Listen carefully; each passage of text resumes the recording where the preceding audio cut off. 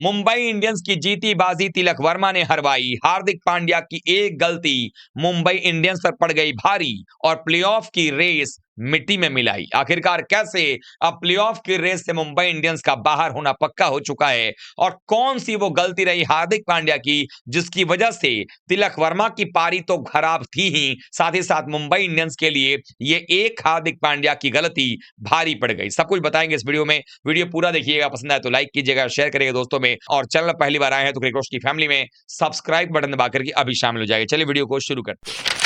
Lucknow super giants और Mumbai Indians की team जब आमने सामने एक बार फिर से हो रही थी, 7वीं बार लखनऊ के एकाना मैदान पे, तो उसके पहले के आंकड़े लखनऊ सुपर जायंट्स के पक्ष में थे, यानी 5-1 से एलएसजी का दबदबा मुंबई इंडियंस पर था। लेकिन पिछले मैच में जिस तरीके से मुंबई इंडियंस की टीम ने जीत हासिल की थी और लग रहा था कि मुंबई एक अलग रुतबे के साथ अब आगे बढ़ने वाली है, टॉस जीतने के बाद पहले गेंदबाजी का फैसला हार्दिक पांड्या को महंगा पड़ गया, क्योंकि लखनऊ की टीम ने बल्लेबाजी की। मिचेल मार्श और माकरम की धमाकेदार पारियों के दम पे मुंबई इंडियंस के खिलाफ लखनऊ की टीम ने 203 रन खड़े कर दिए। जब 204 रनों के लक्ष्य का पीछा करने टीम उतरती है, वहां पर भी मुंबई इंडियंस ने शानदार आगाज तो नहीं किया, लेकिन अंजाम की तरफ बढ़ते नजर आ रहे थे। शुरुआत में विल जैक्स और साथ में रियान रिकल्टन दोनों जल्दी निपट गए, लेकिन नंबर 3 पर बैटिंग करने आए नमन धीर और 4 नंबर बल्लेबाजी करने आए सूर्य कुमार यादव ने जबरदस्त बल्लेबाजी की। दोनों बल्लेबाजों के बीच एक जबरदस्त पार्टनरशिप भी बनती नजर आई और एक समय ऐसा भी लग गया था जब 10वां 11वां ओवर चल रहा था, उस समय तक लग रहा था कि यह मुकाबला मुंबई इंडियंस बड़े ही आसानी के साथ जीत जाएगी।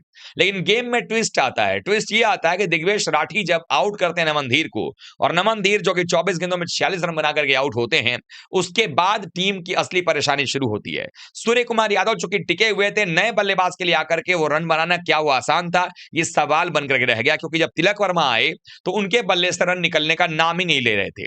तिलक वर्मा जब आउट होकर गए, रिटायर्ड आउट होकर के उनको वापस बुला लिया गया, उनकी जगह सेंटर को भेजा गया, तो उस समय वो 23 गेंद में 25 रन बनाकर गए थे। और अगर इस मुकाबले की बात करें, खास करके मुंबई इंडियंस की पारी की, तो हमने ये देखा कि जिस भी खिलाड़ी ने 10 रन के ऊपर का स्कोर बनाया, उसका स्ट्राइक रेट 150 के ऊपर रहा। सिर्फ तिलक वर्मा एक ऐसे खिलाड़ी रहे जिनका स्ट्राइक रेट जो है वो 100 के आसपास का रह गया। और ऐसे में लगातार आरोप ये लगते रहे कि आखिरकार तिलक वर्मा ने शायद हार्दिक पांड्या के साथ दुश्मनी साधने के चक्कर में और रोहित शर्मा का साथ देने के चक्कर में टीम का बेड़ा गर्क कर दिया और हरवा दिया। अब कितनी इसमें सच्चाई है ये मैं नहीं जाना चाहता, और ना ही मुझे ऐसा लगता है कि कोई प्लेयर अपने करियर को दांव पे लगाकर किसी प्लेयर से बदला लेने के लिए एक मैच को हरवाने की कोशिश करेगा, जबकि आप लीग स्टेज के मैचेस खेल सकते हैं और अगर आपकी टीम अच्छी है तो आप कमबैक भी कर सकते हैं। तो ये गलती मुझे नहीं लगता कि तिलक वर्मा जानबूझकर करेंगे, जो कि कहा जा रहा है।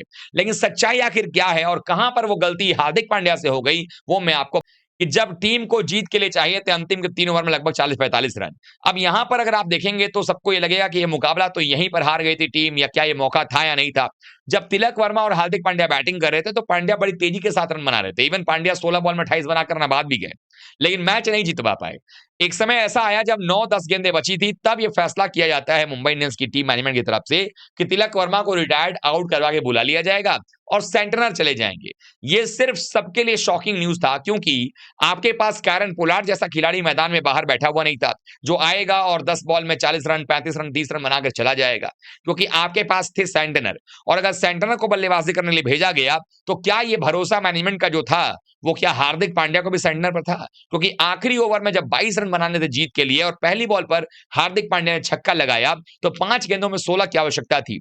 अगली गेंद पर हार्दिक पांड्या डबल लेते हैं, उसके बाद बनते हैं 4 गेंदों में 14 रन बनाने होते हैं। लेकिन अगली 2 गेंदों पर छक्का के चक्कर में हार्दिक पांड्या सिंगल लेकर के स्ट्राइक सेंटनर को देना वाजिब नहीं समझते हैं। मतलब ये कि मैनेजमेंट ने जिस काम के लिए सेंटनर को भेजा था, वो भी एक तरीके से तिलक वर्मा की बेइज्जती करके, उनका अपमान करके, रिटायर्ड आउट करके, बुलवा करके, उस काम के लिए हार्दिक को भरोसा ही नहीं था सेंटनर पर। नतीजा ही हुआ कि 2 डॉट बॉल खेल गए और बचे हुए 2 गेंदों में 14 रन बनने से रहे। अंततः 12 रनों की जीत जो है वो हो गई। 19वां ओवर अगर देखा जाए तो वहां पर शानदार गेंदबाजी की शार्दुल ठाकुर ने 7 रनों के आसपास रन दिया। आखिरी ओवर में बेहतरीन गेंदबाजी की आवेश खान ने, और इन दोनों गेंदबाजों ने मिलकर के एक तरीके से मुंबई इंडियंस के लिए हार जो है वो बिल्कुल पक्का कर दिया। लेकिन इसमें गलती हार्दिक पांड्या और मैनेजमेंट की एक ये रही, जो कि सबसे बड़ी गलती साबित हो गई, कि अगर आप देखेंगे तो ये मैच आखिरी के 2 ओवर या 1.5 ओवर में नहीं हारा गया है। ये मैच आप 8वें से 16वें ओवर में ही हार गए।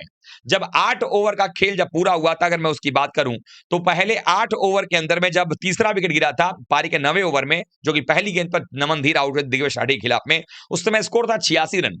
और जब आउट हुए सूर्य कुमार यादव, जब चौथा विकेट गिरा, तो उस समय 17वें ओवर की पहली बॉल पर आउट हुए थे। और तब तक 8 ओवर के अंदर में इन दोनों बल्लेबाजों ने, सूर्या और तिलक ने मिलकर के सिर्फ और सिर्फ 66 रन दरअसल जोड़े थे। और ये 66 रन मतलब कि आप 8 के आसपास के रन रेट से आप रन बना रहे हो, जबकि आपको रिक्वायर्ड रन रेट 11.5 के ऊपर का पहुंच चुका है। यानी वहां पर भी ढिलाई बरती गई। और अगर तिलक वर्मा को आपको 9-10 गेंद पहले बुलाना ही था रिटायर्ड आउट करके, तो सवाल फिर यह बनता है कि यह कार्य पहले क्यों नहीं किया गया। जब स्ट्रेटेजिक टाइम आउट के दौरान मैनेजमेंट जब पहुंचता है मैदान पर, दोनों ही टीमों का, चाहे बॉलिंग कर रही टीम है चाहे बल्लेबाजी कर रही टीम है, तो वहां पर यह सुझाव क्यों नहीं दिया गया कि या तो आप कुछ बड़े शॉट खेलिए या फिर आप वापस बाहर आ जाइए। तो तिलक वर्मा को भी क्लियर कट मैसेज होता कि मुझे बड़े शॉट लगाना है और वापस बाहर जाना है। लेकिन कुछ लोगों का कहना है कि तिलक वर्मा बच्चे तो है नहीं, उनको भी ये काम करना चाहिए था। तो चलिए, उनको समझ नहीं आया, उन्होंने नहीं किया, या उनसे खेला ही नहीं जा रहा था, आउट भी नहीं कर पा रहे थे गेंदबाज उनको। ऐसे में जो दिमाग आया मैनेजमेंट को कि 9-10 गेंदे रहते तिलक वर्मा को बुलाने का, क्या यही फैसला 3 ओवर में जब 45-44 रन बनाने थे, क्या उस टाइम पर ये 3 ओवर में दिमाग में नहीं आया मैनेजमेंट के कि वहां तिलक वर्मा को बुला लिया जाए और सेंडर को भेज दिया जाए? ये सवाल उठाता है कि गलती सिर्फ तिलक वर्मा की नहीं है। तिलक वर्मा ने गलत तो किया ही, खराब खेल करके, धीमा खेल करके, लेकिन क्या ये गलती मैनेजमेंट की नहीं है कि 9 बॉल के बजाय जब 18 गेंदें बची थी तभी बुला लिया जाता वहां पर सेंडर को, और इनको वापस बुला लिया जाता मैदान से बाहर, तिलक वर्मा को। आप लोगों पर छोड़ता हूं कि आप लोग बताइए किसकी गलती है। तिलक वर्मा ने खराब खेला है, ये बात बिल्कुल सही है, लेकिन मैनेजमेंट ने जो 9 बॉल पहले उनको बुलाया, उससे अच्छा था कि 18 बॉल पहले बुला लेते, तो शायद सेंडर आते, थोड़ा भरोसा दिखता, तो सेंडर भी थोड़ा समय लेकर कुछ बड़े शॉट्स खेल सकते थे। कहां चूक हो गई आप लोग जरूर बताइएगा। मेरी नजर में तो चूक यही हो गई कि मैनेजमेंट का जो फैसला था रिटायर्ड आउट करवाने का तिलक वर्मा को, वो भी गलत था। और तिलक वर्मा ने भी बेहद ही खराब पारी अपने करियर की खेली आईपीएल में, इसीलिए टीम जीती हुई मैच हार गई है। और अब ऐसे हालात हो गए हैं कि 4 मैच के बाद मुंबई के पास सिर्फ 1 जीत है।